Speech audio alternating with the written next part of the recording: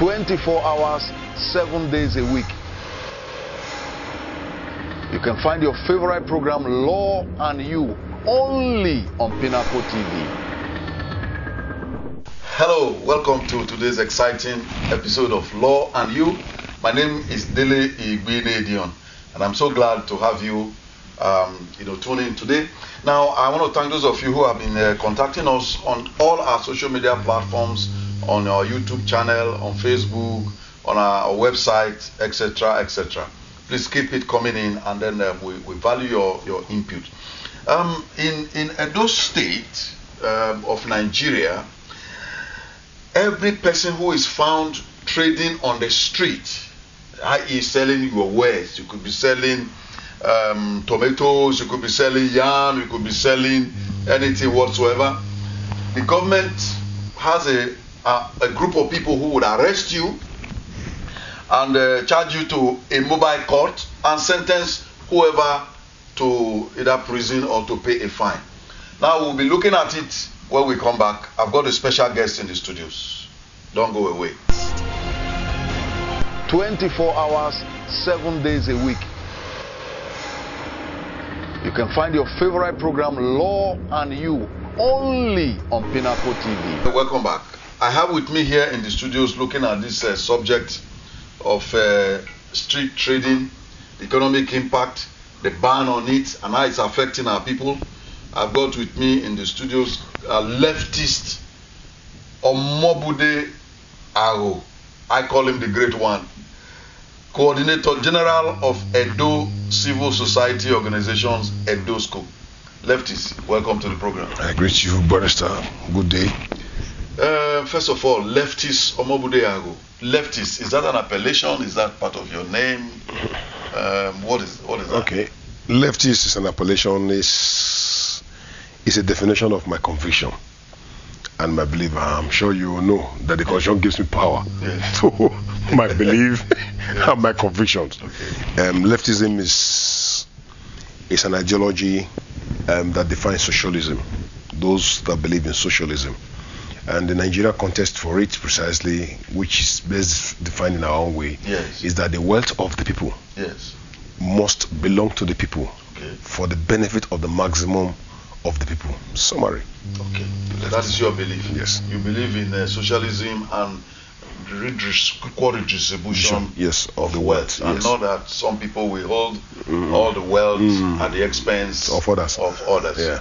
That's a good one. So tell us about the Edo Civil Society Organizations, Edo School, of which you are Coordinator General.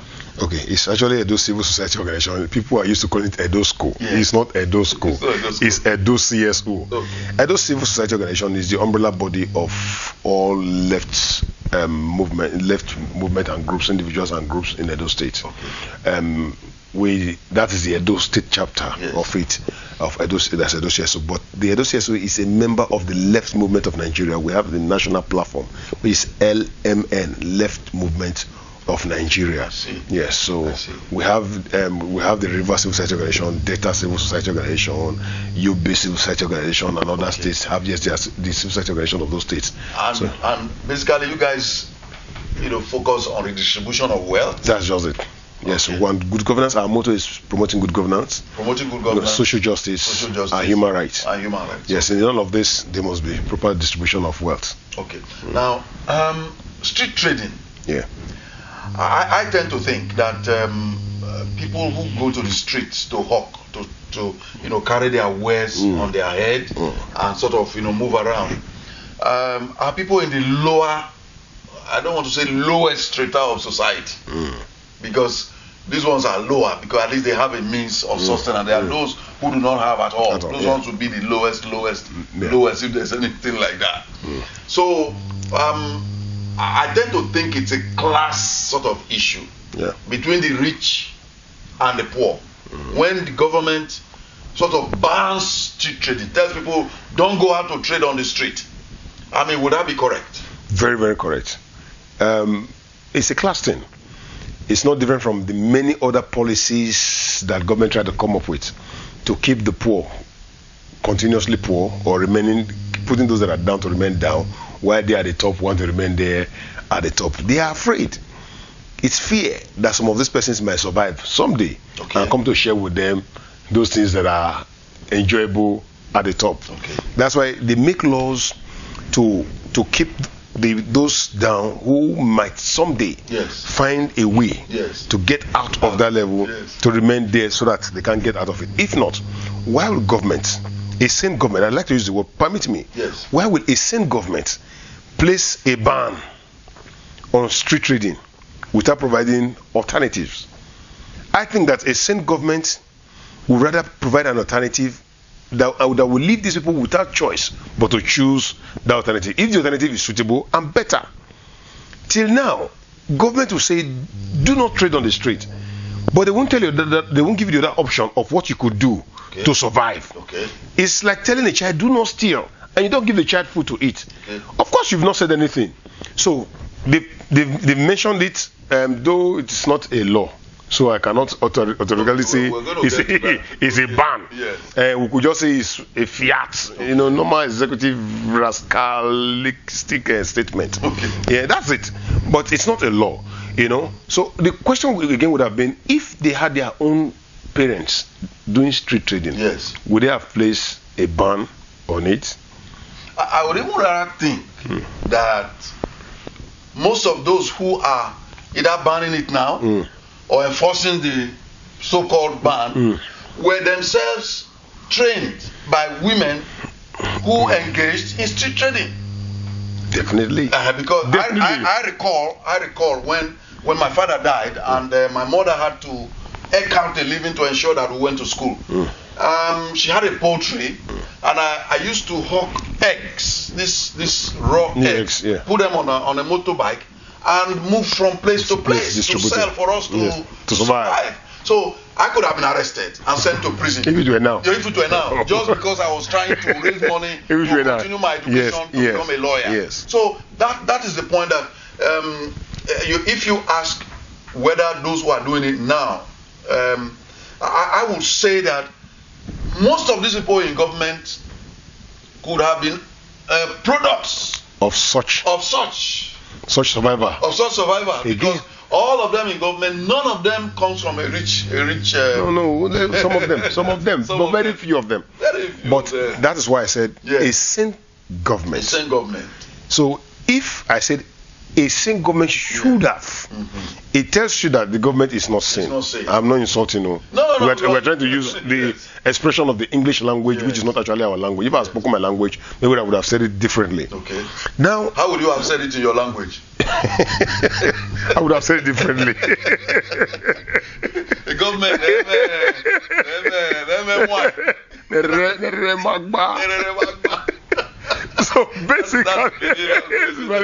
So basically, yes, I think that before you place a ban or before you change a system, before you ban something, in a way, if you want to change a system, generally, you must have provision for an alternative. That is what is obtainable in civilized climes. There's a way they provide the alternative that people will not have a choice. If, for example, we saw our former governor building the new central hospital he was building. Yes. And he declares that open when Buhari came to declare it open. Yes. And he says this hospital is now open for the use of, to the glory of God in their normal way. Yes. And when they are calling it to the use of man to the glory of God. Yes. I'm sure nobody wants to be admitted in the old specialist hospital because there's an alternative. Yes. You don't need to say, I declare this one closed. You don't need to declare it closed. Just declare this one open. And automatically everybody will move to that part of it. A government that wants street trading to stop must first think faster and ahead of the people, giving them the alternative that nobody will have a choice but to go to. But this they wouldn't. I would have expected the government to say, oh, my people are too poor. We have too many street traders. Let's try to give them soft loans. Let's try to give them carts instead of carrying this heavy load. Some of these women carry loads that's heavy as 200 kgs on their head because they need to survive their homes. Their husbands haven't got jobs. Many of them, they've been sacked, they've retired from their civil service job, and they've not been paid their gratuities and pension. You know, and the women are trying to survive the home. That's why they're carrying those heavy loads on their head. The government should have looked for a way to say, okay, instead of carrying this load on your head, we don't want you to die. We want to provide you with small carts. Then we want to create a corner, what they call corner shops, yes, or corner areas, yes, where people can come and patronize you instead of moving around the street. If you don't want them moving around the street. Now, what are we ashamed of? Why is the government even banning street trading? It means. Well, I'm telling you, they don't want our visitors who come to see our people to know that they are poor, selling on the street, so that they won't know we are poor. Our people are poor. I think that's the idea. That's falsehood. A government that's trying to sell falsehood to visitors. Don't the visitors already know that we are very poor? It's already there in the data. So what are we hiding? Why do we deceive ourselves? How many times have government tried to reach out to these people, call them, try to know what they want and what they could do to eliminate some of these sufferings? Try to know if the people will be willing to take another option, yes, of means of livelihood rather than this they are doing.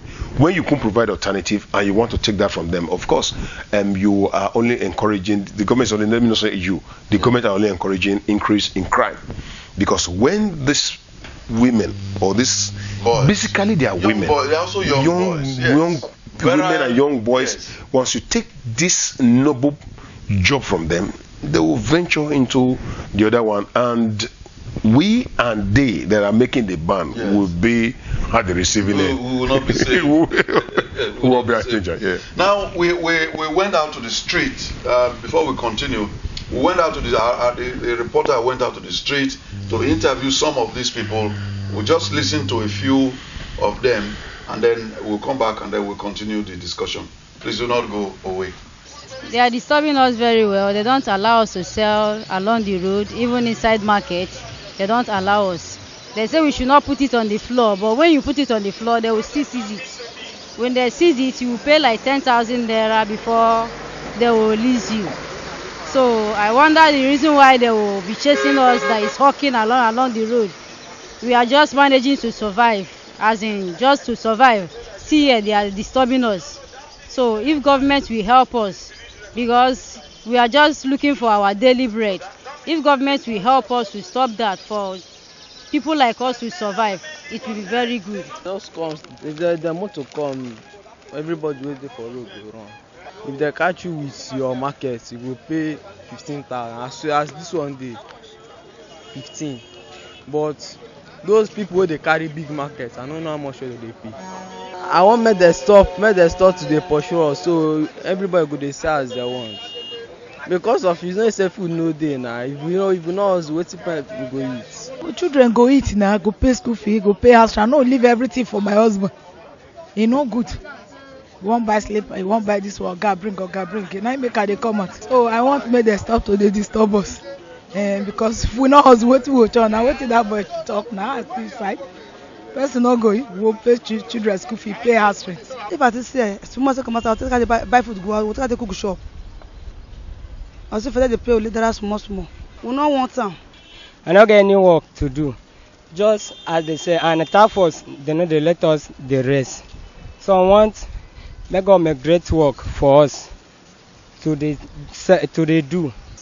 I help friends, help my mommy. And all these tickets, people, they see us. If we don't give them 15, they'll collect our market. Why they say? Because so that mote see food to eat. If you put them for ground, they'll seize the load. And if you go waka go where you're not supposed to waka go, they'll still collect them. Only time they don't seize them again. Why? Why? Because people load them that they seize, the money too they big. Welcome back. Now, from those we listened to, one girl said she was helping her mother she's on holidays. She's not a criminal. Mm-hmm. She's not a criminal. It's not like she's a criminal. Mm-hmm. She's on holidays. You know, the mother is not very well off, but she needs to go back to school and she needs to help her mother really to be able to fend for the family. Now, a young man also mentioned that, you know, there's no job. He's tried to get job. In fact, I think that young man is a graduate. He's tried to get jobs, no jobs. And, you know, he can't sit at home or be thinking of how to commit crime. The best way for him to do is to try and do anything that can raise money. Legitimate money. Legitimate money, not illegal thing. But he's hounded every day. He's hounded every day by this government task force. Now, I want your input on what will be the economic impact on this strata of society if government continues in this course of hounding these people. The economic impact. First, it is agreeable by data. Yes. That these people are in the SME, small, medium enterprise level. They are the life wire of every economy globally. Without this chain of SMEs, yes, the economy is down. And if you have them, yes, the more you have them, the less the crime and criminality in society, because they'll be busy. They'll be busy. These young folks who could become criminals, yes, if they could find some of these things doing and it could give them some change for their survival on a daily basis, they won't think crime. Because they say that the idle man's heart is the devil's workshop. Exactly. Now, when you kick these people out of business, and they go home not doing anything, of course, the conscience of a man is always active, want to do something. If he cannot find anything legitimate to do, he will find something criminal to do. So it is the government that will by themselves destroy the economy when they hunt these people out of business, because they will not give them option but to go into crime. Crime and criminality is a danger to society itself. Foreign investors that you want to hide these people from will not come when the economy, when the society is not safe. When there's high rate of crime. This morning, we heard that they kidnapped the CMD of Otiwoka Specialist Hospital. I don't know if you have heard. I have not heard. Okay, they said they came to Benin. They killed two of these security aides at a Ramat Park, and they took him away. Now, what does that tell you? Who would have done this? Not old men. No. Not old women, but young men. Why will they do it? Because they don't have opportunity. It's that they get themselves employed if government cannot create employment for them. So all of that is a negative for the economic growth of society. So a wise government will always think of, what can I do to change the mindset of the people? What can I do to engage the young people of society? But like I said, only a sane government will think like that. My friend Putin of Russia is the one that will think very positively. He takes advantage of every of such opportunities. Putin would have looked at those street traders and look at those ones that can run very well. There are some that chase after vehicles and say, oh, these ones are good for Olympics. He look at those that can serve drinks very well in the way and say, these ones can do better. They find a way to put them in the global in the global picture, and before you know it, they become superstars. But we don't have all of that here in our society. We need a sane government. Now, another thing I want us to look at is, I have looked for the law. I have not been able to see any law banning street trading. I'm still looking. I'm searching for it in every nook and cranny. Have you seen there's no any law? I don't think there is. It's just like the ban on motorcycles. Yes. In Edo State by former Governor Adam Saleh Oshomole. According to those that are educated, we know to no book. They say it's executive fiat. I don't know what fiat means. Fiat for me is a car made in Italy. Fiat, okay, Italian fiat. They say this one is just one of those executive rascalic fiat. I think it's the same that we have here. Because the governor is not comfortable with visitors coming into town and finding street traders everywhere, and so he thinks he should just ban without even considering the consultation with the legislative arm of government. And again, that is where we have found ourselves. It's such a pity. I think if the governor thinks that he needs some of this things addressed or redressed, he should have consulted legislative chambers. They will call for a public hearing and let people come and discuss on what possibly we could do. You know, I'm sure nobody will say, just send these people away from the street. People like us will talk about what I'm talking about and I said, what is the alternative? If you want to take A from this man, what alternative do you have to give to him so that he won't think about crime? But there's no law till now. I've not seen one. Except there's somebody that will see this program and prove us wrong. Yes. And prove us wrong. Yeah, prove us wrong. And prove us wrong. Now another area of worry is children. Children who are who are arrested indiscriminately on the basis of this so-called executive fiat or ban or whatever we want to call it.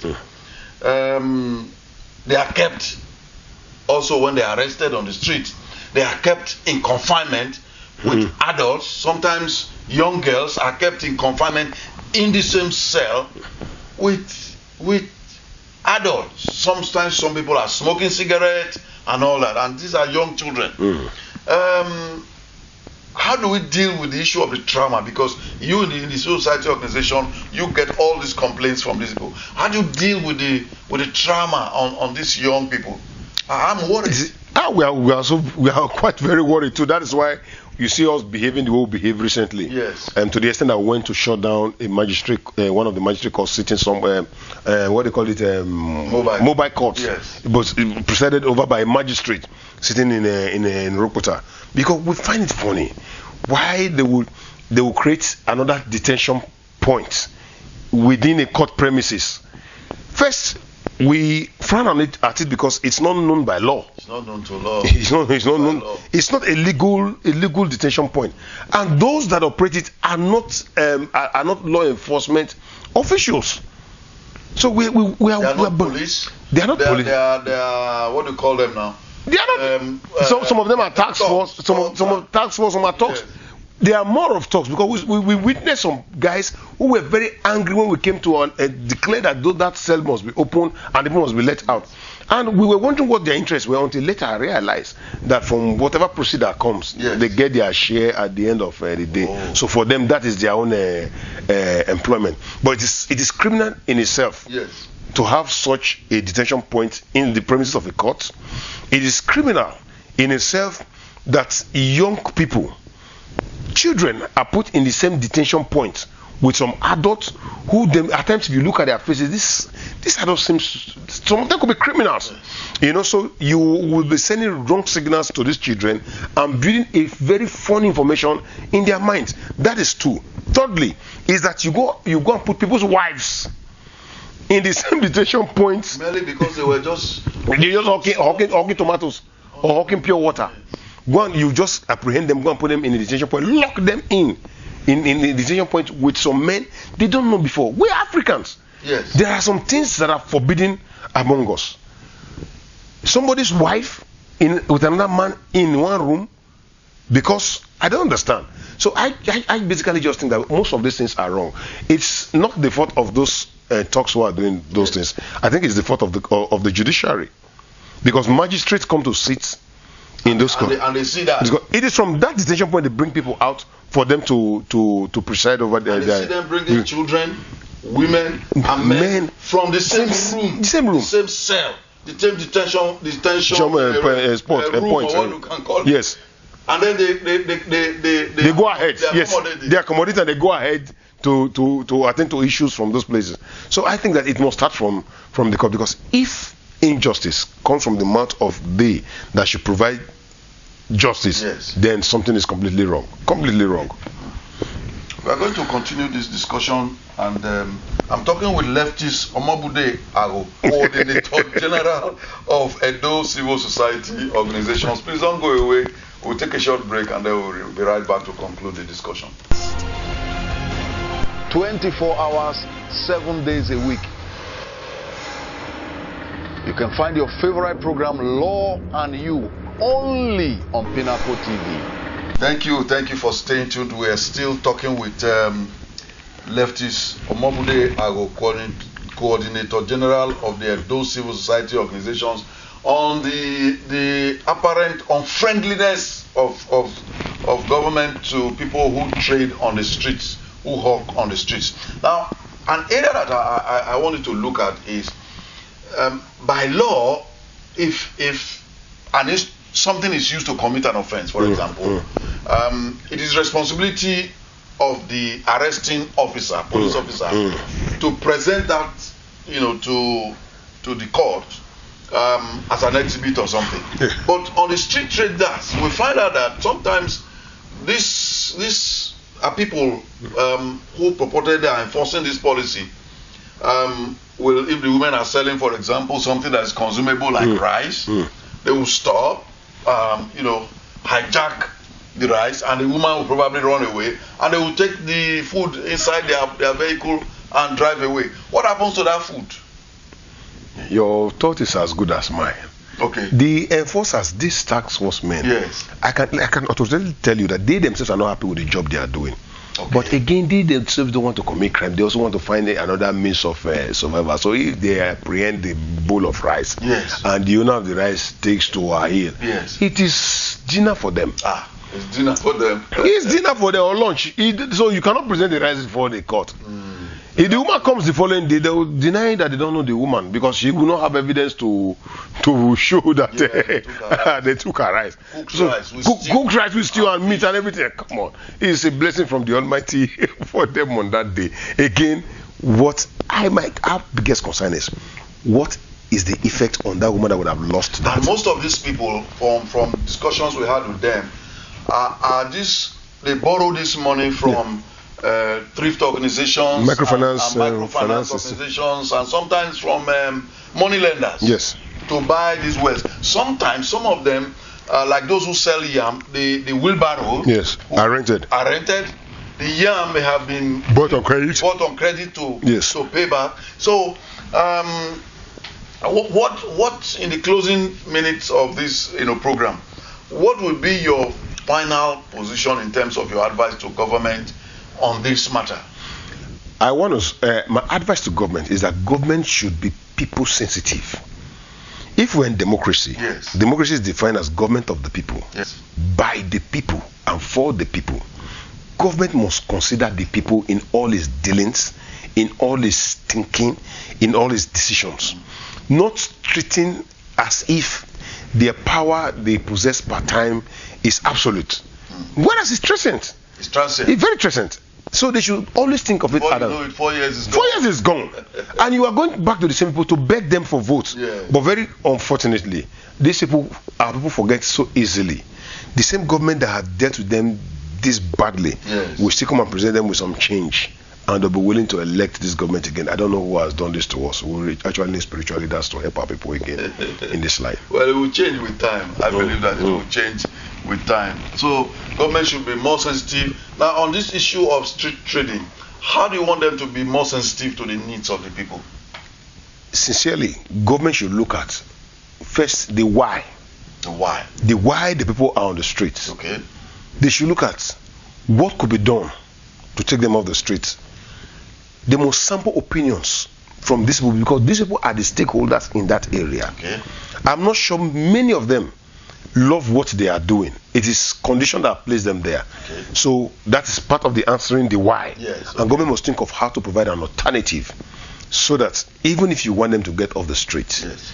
that alternative should be a better option for them. If the alternative is not better at all, of course you've not started at all. So okay. But on the other hand, these people sometimes we understand that they also pay some form of tax to local governments. Levies. Call it tickets. Levies. Some Yes. form of levies. Yes. So every day they pay like 50 naira. They give them a ticket. So on the one hand, they pay levies to local government.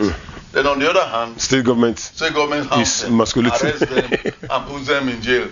So it's opposite that you have advised government to look, critically at this, and with a view to deciding one way or the other how best they can serve the people. Yeah. I believe that some things government can tolerate if that is the life wire for the people. Yeah. And on that note, we'll be coming to end on this program. Thank you very much, Leftist Omobude Agho, for coming on the show. Thank you, sir. And that's how it's been today on this show. Don't forget to subscribe, click the notification link so that you can get updates on future videos as we post them to come your way. Thank you very much. God bless. 24 hours, 7 days a week.